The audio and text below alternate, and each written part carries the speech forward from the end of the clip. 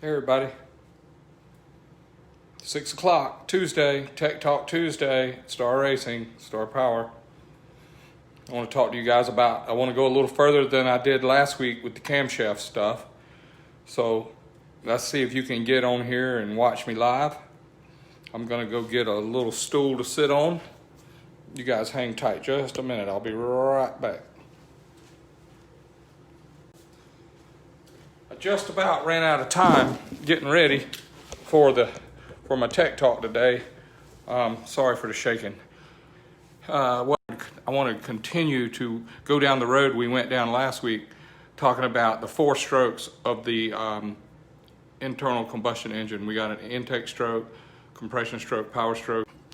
Let's see what that's doing there. That says that we're struggling with connection again, which is really bad. I bought a new phone. I have an iPhone 11 and I have a new modem. You got to see this. How do we turn it around?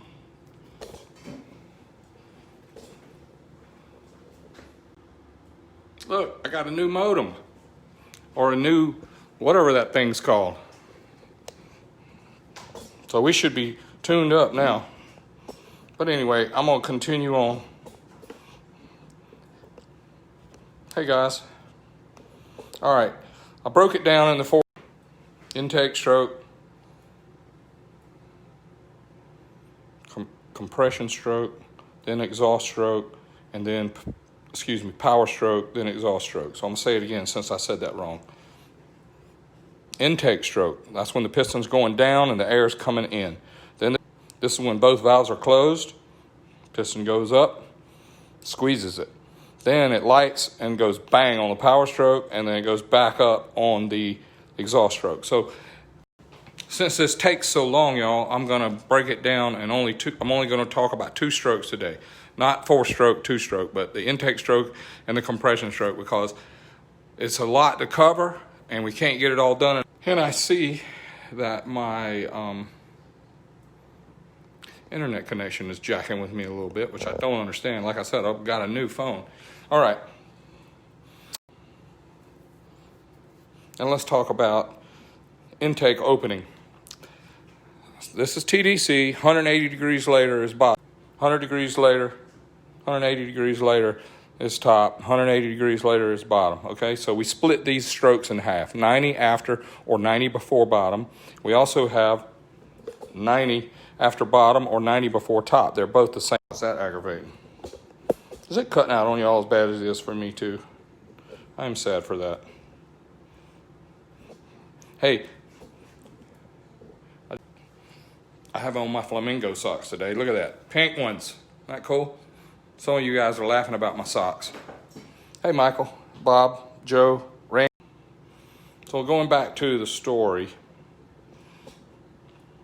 if we have a cam in any engine, let's just say that it opens at 22 degrees before top dead center. That's halfway between 45 before and TDC. That's 22. 45, 22, 22. 22 and a half to get technical, but we're not getting technical. All right? Intake valve opens here. We're going to call this intake valve open. All right, so the intake valve is open before TDC. Piston's still coming up. Intake valve opens at 22 before, and then it goes all the way around to the bottom. That's when the piston stops going down. And then let's say that the intake valve closes at 45 after. So we're going to call this intake valve close. Now what's unique about this, let's get my handy dandy calculator. And I know I've gone over this, but look, this is some new news. It's not going to be the same old thing, all right? We're going to take the intake opening before top dead center, 22, plus the closing of 45 after, plus the 180 degrees of the stroke. That's a 247. So this cam is a 247 intake. 247 duration.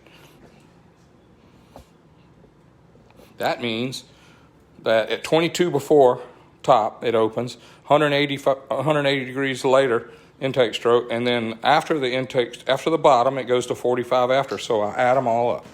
One more time.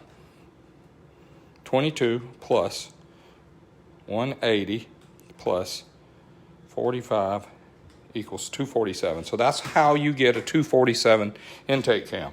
Now, to draw a little picture of what's going on here, I want to show you that when the intake valve opens, the piston is all the way at the top going up. Can you see this okay? And the intake valve opens 22 degrees before this gets to the top. So the intake valve is starting to open. That's why when you buy a camshaft, TDC lift is very, very important. How much is the valve open when the piston gets to the tippy top? Let's say we're at TDC and the piston is all the way up and the intake valve is open 200. That means you're going to need a valve pocket in your pistons that's 200 thousandths thick so that the valve won't hit the piston. 200 thousandths deep. TDC lift, okay? On the exhaust side, same thing. When the piston goes back, that's another day, but right now we're talking about intake valve. So when the piston goes down and it gets all the way to the bottom, intake valve is all the way open, and the piston turns around at bottom dead center and it starts going back up. When it goes back up, there's still air coming in here, still coming in. Air's still coming in. Piston's coming up, and soon, eventually, these two pressures will match. Air coming in, piston coming up, they will have a dead heat somewhere in here, and that's when we want the intake valve closing. That makes sense to everybody, right? That takes a little trial and error to figure that out. Yes, that is 247 at 50 thou tappet lift. That means 50 after it opens and 50 before it closes. That's how we get 50 tappet lift. 50 thou tappet lift. Okay. Now, the cool thing is about all of this is at idle speed. Let's say you're idling 1,000 or 1,200 RPM, and the valve opens early, 22 before, goes through the intake stroke, and then closes at 45 after. Let's say that happens, okay? That is so, the piston's only going up and down 500 times in a minute. Excuse me. Yeah, that's right, isn't it? Yeah, 1,000 RPM. That's 1,000 times a minute. Yeah, 1,000 times a minute, I'm sorry. That makes sense. Okay, so sometimes I have to double check myself because I didn't prepare for this, believe it or not. But when you speed this up and you get this thing going 7,000 RPM or 6,000 RPM, now the piston's going up and down faster, but the events are still the same. The intake valve still opens at 22 before top, and it still closes at 45 after top. So you got to figure out when you want this to open and when you want this to close based on the speed you're going to run it. So if you're running this engine only to 2,000 RPM, this camshaft is too long. And I'm not talking about lift. I'm talking about how long the valve is open. This is for 5,000 RPM engines. It's 247. It might run great at 4,000, might run great at 3,000, but it's going to run out of power when you get over 6,000 RPM because the piston's going up and down so fast and the air's still coming in and the air's still getting blown back out because the timing of this unit. Now, if you wanted a really low RPM engine, you would change some of these numbers. You would open the intake valve a little bit later. You close the intake valve a little bit sooner. And now we're going to trap this mixture where, like I said a minute ago, when the piston's going up, the intake valve opens. You want this intake valve to open later so this piston gets further up, and then it turns around and comes back down. And then when the intake valve closes, the piston's already gone to the bottom. It's down here, and the intake valve's wide open, and you want this intake valve to close as soon as this pressure comes up, and it's equal coming in as it is coming up. So when the air coming in and the air coming up is equal, you want to shut that valve. And at low RPM, it's going to be sooner than 45. It's going to be more like 30. And then our new Milwaukee 8 heads, they flow so good with the 4 valve that they close the valve. They open the valve at TDC, and they close the valve almost at bottom, maybe 100 after bottom. So that's a very short duration cam. That would be 10 and 180. That would be 190 degree duration camshaft. When your heads flow that much air and you want power way down low, RPM, way to the left of the dyno sheet, you may go take that 247 down to a 190. That's an extreme difference in duration. Now, once that's kind of understood, let's move over here to the compression stroke. Just to review, top dead center, bottom, 90 after top, 90 before top. That's also 90 before bottom and also 90 after bottom. Think about it. TDC, 90 and 90 makes 180, and 90 and 90 makes 180. And all together, this makes 360. And remember now, this is one revolution of the engine. It's only thing that's only work done in one complete revolution is the intake stroke over here. And move this back. Intake stroke, pulling the air in the engine, air fuel in the engine. And then you got to compress it by letting the piston come back up and letting the intake valve close over here so we get some trapped mixture. So that's the only two strokes done in one revolution. That's why it's a 4-stroke engine. Intake, compression, power, and exhaust. So that takes 2 full revolutions. So it's going to take intake, compression, power, and exhaust. It takes 2 revolutions to do the 4 cycles. So that's why it's important to understand, yes, one revolution is 360 degrees, and then you say, yeah, but I got a 300-degree camshaft. That's still not that's not a lot compared to 720, because think about it, you guys. 2 revolutions is 360 and then 360. That's 720 degrees of rotation. Now let's do the compression stroke. Oh, one more thing. Let's do lobe center. Being that we know that our intake valve open is at 22. And we know that our intake close is 45. And we know that it's a 247 intake cam. Let's do the math right quick. 22 plus 180 plus 45 equals 247 divided by 2 equals 124. All right. The intake cam, the opening is 22 before. So if we subtract 124, if we subtract 122 from that, we get 102. If we subtract 24, which is 22, we subtract 22 from the 124, which was, remember again, 180 plus 22 plus 45. I'm going to do it one more time for you so you can follow. And I know this might be elementary to you heroes, but it's not for everybody. Intake valve opens at 22 degrees before top dead center. We have a 180-degree full stroke where the piston goes down with the valve open. And then after bottom, 22 plus 180 of intake stroke. Then after bottom, we close the valve 45 after bottom, and that's a 247 duration cam. We're going to divide it by 2. That equals 124. Then we subtract the opening from 124, and that leaves us lobe center of 102. That's a 102 lobe center intake cam. Where is 102? Well, here's TDC. Here's 90. Here's 45. Here's 22. So that's 90 and 22. That would be 112. That intake cam, let's see, here's 100. So that intake cam center line is here. Now, what is center line? Center line of the cam is halfway between the opening and halfway between the closing. You guys got that? Here's the closing, 45 after, bottom. Here's the opening, 22 before. Halfway between these two is the lobe center. Where is that at? Right here, 102. So that means that it should be halfway between here and halfway between here. That's when full lift is. Why is that important? It's cutting out, he says. I am so sorry it's cutting out. I am in South Georgia. I'm in rural South Georgia. We have a TV rabbit ears for an antenna, and I have a new iPhone 11, which I thought I was buying the best equipment I could to do this for you guys, but maybe I need something better. Sorry it's cutting out.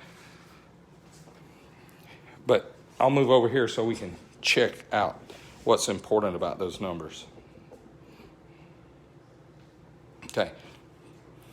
This is the intake stroke. This is the compression stroke. So let's try and get over here and focus on the compression stroke. Remember I told you that the intake valve closes at 45 degrees after bottom on this 147, excuse me. I am getting mixed up. 247 duration. A 247 at 50. 247, that means that the valve opens before TDC, goes a full 180, and then it closes at 45 after. All right? But we're compressing now. We only have 180 degrees to compress it. This is where it gets really sticky for you guys. Intake piston goes to the bottom. Intake air is still coming in. The piston turns around and it starts coming up on the compression stroke. Piston's coming up now.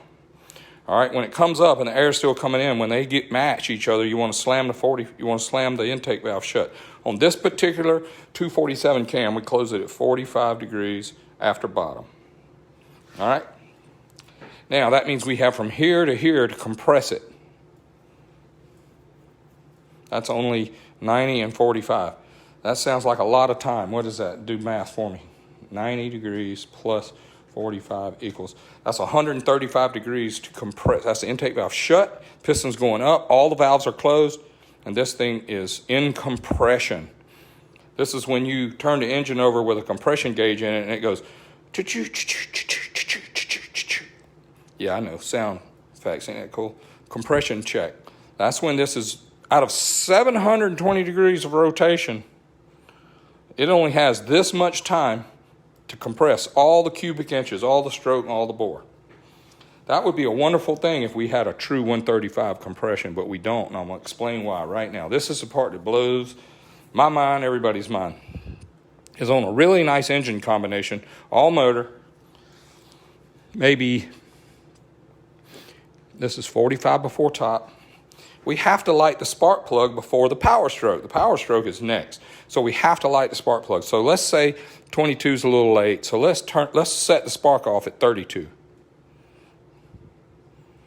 22. All right, and 10 more. All right, here's the problem. Now, we're going to light this spark plug. Bang, right here. And we're going to make fire. So we got to take, out of that 135, we got to take 32. Now, it's not going to be a lot of pressure, but at some point during this compression stroke, this power in here, this lighting this fuel, lighting the spark before top dead center, say 32, timing is 32 degrees here. Now, our 135 of compression, this left in the compression stroke, is now down to 130, do the math, just because I'm having a hard time with it. 135 minus 32 timing equals 103. So now we have 103 degrees of compression. So we only, from the time the intake valve closes until we light the spark plug off, it's only 100 degrees. So out of 720 degrees of rotation, 700, 2 full turns, we only have 100 degrees of unencumbered and unhandicapped compression. Now, when the spark plug lights off, the pressure in the cylinder starts to build, and it's going to look something like this. This is TDC, this is rotation, and this is where the spark plug lights. And when you light this off at the right time, you want pressure to build, and you want it to make the peak pressure after TDC, which will be over here. That's where you want to make peak pressure. And that's on the power stroke, which is another day, another tech talk. 105. All right, did I confuse everybody yet? Now, a couple things I want to tell you about history. When I first started racing and we were working on engines, I worked on car engines. And I want y'all to know that the car engines, V8s, for instance, I worked on, they have all the lobes on one stick.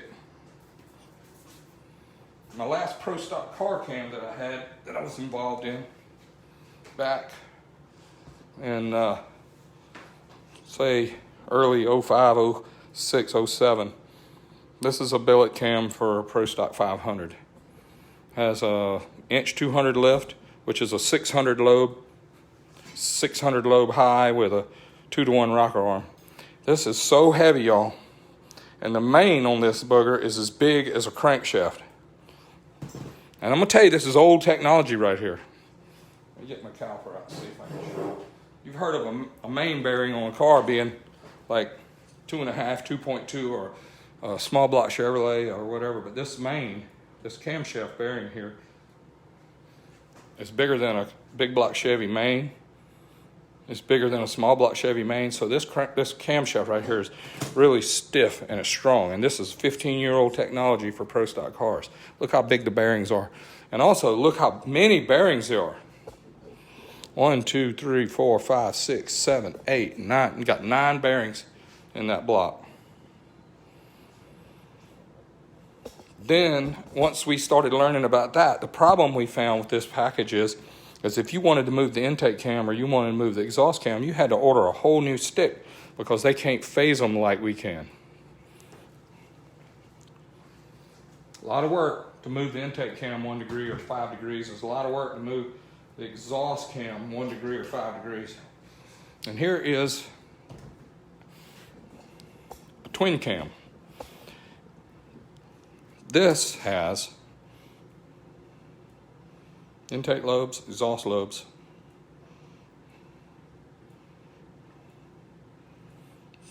Rear cylinder is controlled by this camshaft. It's got an intake and exhaust on this one cam. It's got an intake and exhaust on this front cam. This is called a twin cam. This is 2 cams. And if you'll notice how they rotate, because they're geared together. This is very confusing for just a V8 guy, not a cam guy. All cam guys can figure this out pretty easy, but it's confusing because they better be geared together, and they are. And then we got into the S&S Pro Stock 4-cam. What's neat about this package, in my book, is we had to draw arrows on these because this one turns this way, this one turns this way, this one turns that way, this one turns that way. So when you degree these cams, these were pressed on lobes. Like these lobes, you press these gears off and you want to move this one 2 degrees, or you want to move this one 2 degrees, or you want to move this one 2 degrees. You could move one of these, you'd press it off and press it back on, and maybe you would tack weld it. But we had little timing marks on the shafts here. And this is what Ryan Ayler, this type of deal is what he won at Indy last 2 weeks ago, and this is what Matt Smith and the guys are running now with the S&S 160 engines in the Buells and the EBRs and the Harley's teams. I don't know what they have now, but when you try to wrap your head around this cam going this way and this cam going this way, and this idler gear is turning this way, which makes this cam go this way, and it makes this cam go this way, and you're trying to phase them, and also the camshafts are not symmetrical. There's an opening ramp and a closing ramp. So the camshafts, sometimes they open the valve pretty fast, but they close it kind of slow. So if you have one of these on backwards and it's supposed to rotate this way, and you put one of these on backwards, so all of a sudden you've lost a bunch of clearance on the one valve or the other, and you also tear up a lot of stuff. And it makes, when you put the exhaust ramp on the intake side or the intake ramp on the exhaust side, the closing side, no. Please take all those words away. When you put the opening ramp where the closing ramp goes, and you put the closing ramp where the intake opening ramp goes, and it has nothing to do with intake or exhaust. I got that backwards, I'm sorry. It's a good thing I caught that, because I'd have to watch Tech Talk Tuesday. Number 53. I'm gonna give you a big word of the day. Fiscal. Number 53 is the first new Tech Talk Tuesday of a fiscal year, because last week, number 52, was 1 year. So let's all celebrate for Tech Talk Tuesday having 1 fiscal year, and this one makes it 53. Back to my roots. Thank goodness. The Milwaukee 8, the newest, latest, greatest Harley Big Twin. 1 cam again. 1 cam. It has the same as this monster behemoth here, but look at the difference in size from the Pro Stock 500 cam to the Milwaukee 8 cam. This has 2 intake lobes and 2 exhaust lobes, and they all go the same direction. So now I'm back to my roots where I can kind of understand and try to keep these ramps in order. Thank goodness I got good cam guys that can help me keep that stuff in order. It's very confusing, huh? You're right. But that's another episode of cam timing so that we can understand it. And I just want you to know that after all these years of that confusion, I was able to work with double overhead cam Suzuki's and Kawasaki's, and then I was able to go to having the Harley Sportster 4-cam, and then we were able to go to the twin cam, and then back to the 4-cam again, which helped me out learn a lot about camshafts. And then of course the V8 stuff was very, very expensive to make one little change. And on a camshaft like this, when you advance it or retard it, it changes all 4 cams. It changes both cylinders. That's why the twin cam is a little bit unique, because you can move one cam or the other and you only change the front cylinder from the rear cylinder. And then this guy right here, the Pro Stock engine, Pro Stock V-twin, you can change just the intake or just the exhaust on one cylinder, or just the intake or just the exhaust on the other cylinder. And it gives you a lot of tunability. But back to my story, it helped me with a lot of understanding. And I was having a conversation with a friend of mine that's a racer now, and I was explaining to him about basics and how powerful basics are. The basics of the engines, the basics of the riding skills, the basics of the clutch, the basics of the gearing. It's all about the basics. And I recommend to all of you folks and all of you friends out there that are racing or trying to improve your game, remember the basics, because that's how, remember when you first started, you improved at this rate. I'll use Ryan Ayler as an example. You know, he just won the last race. It was his first NHRA race, but the guy's been working hard. His team is awesome. His dad's a smart cat. And what they did was they improved. And after they got in their 3rd or 4th year of racing Pro Stock, their improvement level flattened off.